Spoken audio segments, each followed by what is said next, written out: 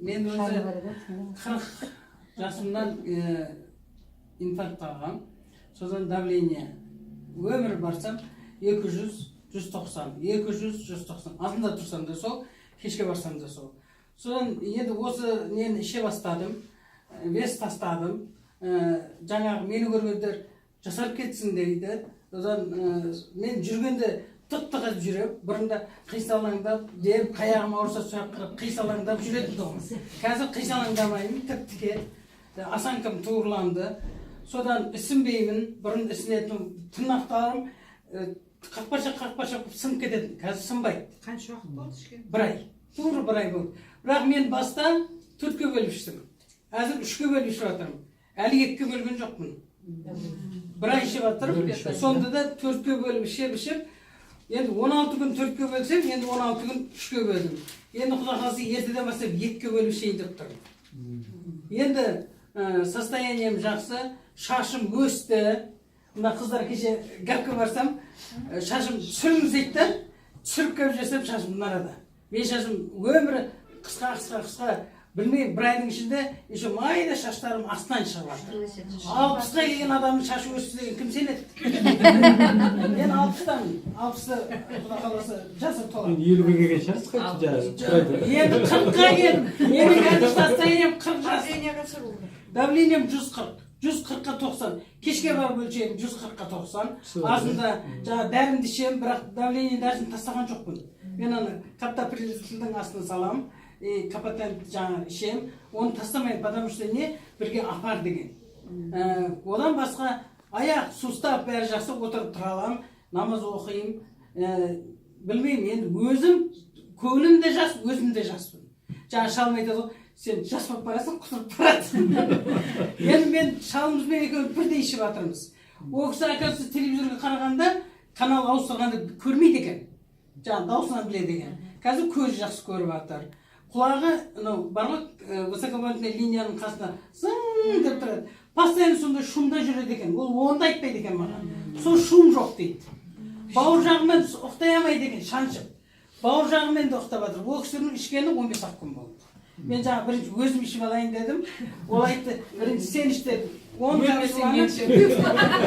капсуланы рахмет Гүлзира мен Зұмратқа. Осындай сіз ішіп көріңіз, сізден результат болып жатса біз халыққа айтамыз деді. Мен осы ішкеннен 3-4 капсуланы бөлгенде, менде астматический, аллергический кашель бар тұғын. Жаңа сәл жөтеді. Сол аузымды жаптырмайтын. Цистит. Цистит болғанда памперспен жүретін тұғын. Қазір ол жүрмеймін. Рахмет. Мына капсуланы шығарған адамға да рахмет. Әкелген осы біздің келін Гүлзираға рахмет. Істеп жатқан осы жерде отырған қыздарға, Әлияға мың рахмет. Осы капсулаларды шығарған адамдарға мен жаңағы айтарым, Алла берген осы бізге мүмкіндіктен жақсылап пайдалану керек. Біз мынандай бутылка ішіп жатқан ештеңкеміз жоқ. Жоқ, бірақ капсула. Азанда ерінбей тұрып ішу керек. Ерінбей тұрып мен осы ішіп, намазымды оқып, Аллаға шүкір адамдарға айтып жүрмін. Суды не істеп жатсыз? Нені? Суды қанша ішесіз? Суды мен 2,5-3 литрге дейін іше беремін. 2,5-3 литрге дейін. Неге? Азында тұрам, енді ең үлкен үйде бокал бар. Соны тұрам деп бетім жумай, соны бір су ішемін. Жылы мұздай су емес. Жылы газдан краннан алам да ішемін. Сөйтемді қайнамаған су ішу керек. Сөйтемді ішем, дәретке барам, намазға дайындалам, дәрімді ішем. Ішемді қайттан мынандай бокал суды ішем. Намазымды оқып келем, қайттан келем, тағы да су ішем.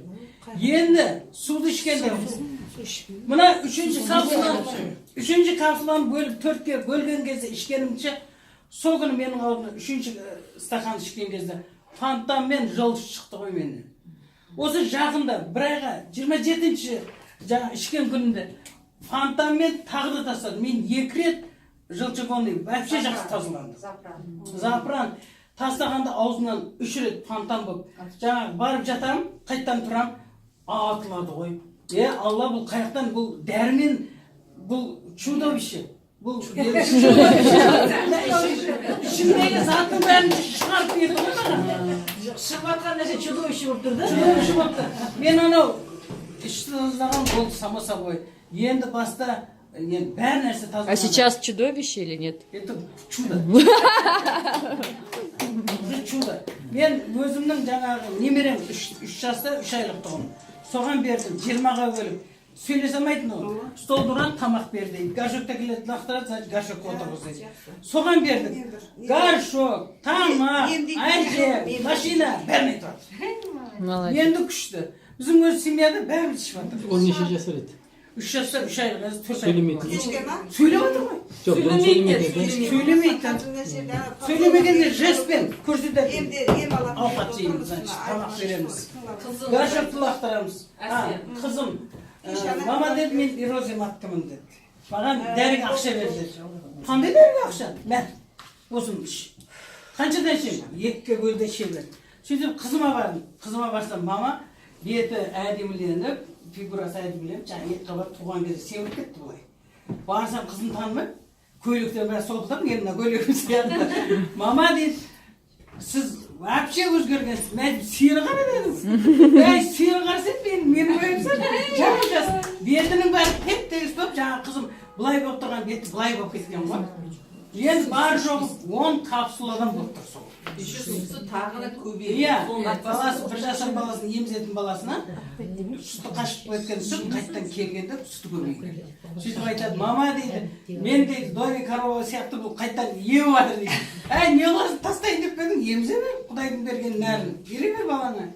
Сол, енді өзім, шешем жаңа 80 жаста, аяғы дірілдеп, жаңа инсульт 4 рет алған, басы айналатын. Осы капсуланы ішті, ол кісі бірақ көп ішкен жоқ. Продукция болмай қалды, жаңа інім жіберген келмей жатыр. 5 капсула ішті, жақсы. Ол кісі де туалетке өзі барады, өзі келеді. Үйдің ішінде ғой, бәрі нәрсе. Бұрын соны жетектейді тұғын. Бір немересін алады, сен маған таяқсың деп, соны апарады, әкеледі. Қазір жоқ, өзі бәрі. Нормальный, ішіңіздер, жазылыңыздар, Алланың берген несібесі бұл бізге. Жақсы, рахмет.